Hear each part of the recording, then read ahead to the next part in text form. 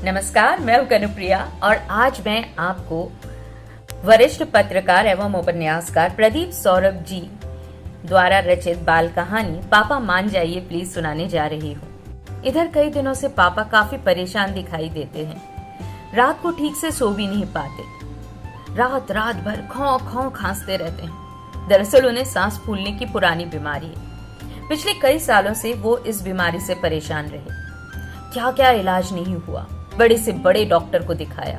सभी की एक ही राय थी, डॉक्टर व्यास, अगर आप सिगरेट छोड़ देते तो जल्द ही ठीक हो जाते। लेकिन पापा थे कि सिगरेट छोड़ ही नहीं पाते थे।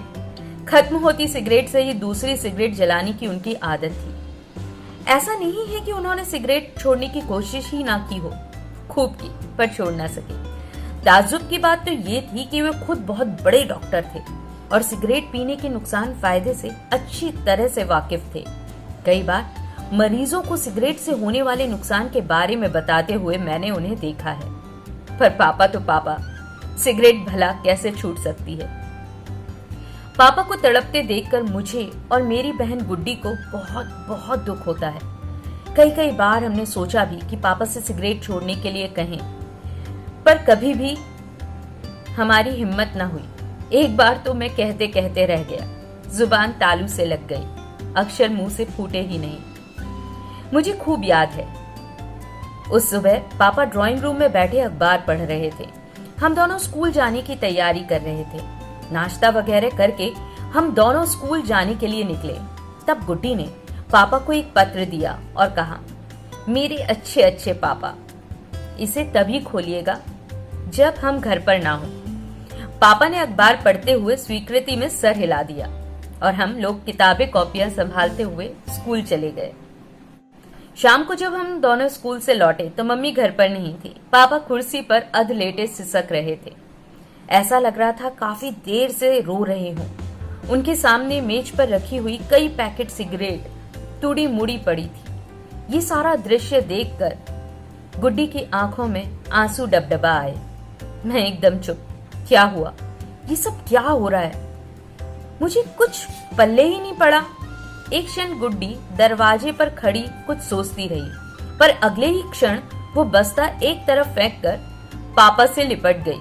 सिसक कर कहने लगी, पापा मुझे माफ कीजिए, मेरे ही कारण आपको दुख पहुंचा है ना? नहीं बेटी नहीं। पापा गुड्डी के बालों पर प्यार से हाथ फेरते हुए करुण आवाज में बोले, अरे पगली, ये तू क्या कह रही है? जिस निगोड़ी सिगरेट को मैं चाहकर नहीं छोड़ पाया, उसे तूने एक क्षण में छुड़ा दिया। सच, तू तो मुझसे भी बड़ी डॉक्टर है। अब मैं कभी भी सिगरेट नहीं पीऊंगा। उस समय पापा बहुत खुश दिख रहे थे। गुड्डी भी अपनी सफलता से मन ही मन बहुत खुश थी, पर मैं परेशान था। मुझे ये नहीं समझ आ रहा था कि आखिर गुड्डी ने पत्र में ऐसा क्या लिख दिया है कि जिसे पढ़कर पापा ने सदा सदा के लिए सिगरेट को छोड़ दिया।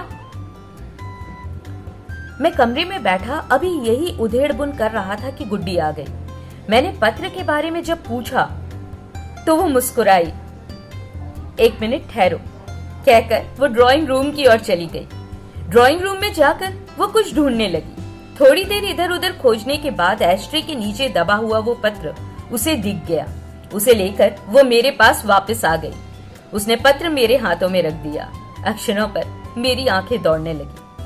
मेरे प्यारे पापा, आपको तो मालूम है कि हम सब आपको कितना चाहते हैं। इधर आपकी कमजोर बदन को देखकर हम सब बहुत दुखी हैं। मैं सदैव ईश्वर से आपके अच्छे स्वास्थ्य के लिए प्रार्थना करती हूँ। आपने शायद ये कभी ना सोचा होगा, यदि आपको कुछ हो गया तो उसके बाद हमारा क्या होगा। आप मुझे बहुत चाहते हैं। उस दिन ये कह रहे थे कि आप मुझे डॉक्टर बनाएंगे, भैया इंजीनियर बनेगा। आप मेरी एक रिक्वेस्ट मान जाएं, प्लीज पापा, बस आप सिगरेट पीना छोड़ दें। तब हम भाई बहन भी खूब पढ़ेंगे, डॉक्टर बनेंगे, इंजीनियर बनेंगे। आपसे मैं कह देती हूँ, यदि आज से आपने सिगरेट पीना नहीं छोड़ा तो आज से आपकी और मेरी कट्टी। हाँ, आपने अगर मेरी बात नहीं मानी तो आज से मैं खाना भी नहीं खाऊंगी। आपकी प्यारी बेटी गुड्डी। कब मेरी आंखों में आंसू आ गए मुझे पता ही नहीं चला। मैं बड़ी मुश्किल से बोल पाया, शाबाश मेरी अच्छी दीदी, आपको ये कहानी कैसी लगी मुझे जरूर बताइएगा। जल्दी हाजिर होती हूँ एक और नई कहानी के साथ। तब तक आप अपना पूरा ख्याल रखिए। नमस्कार।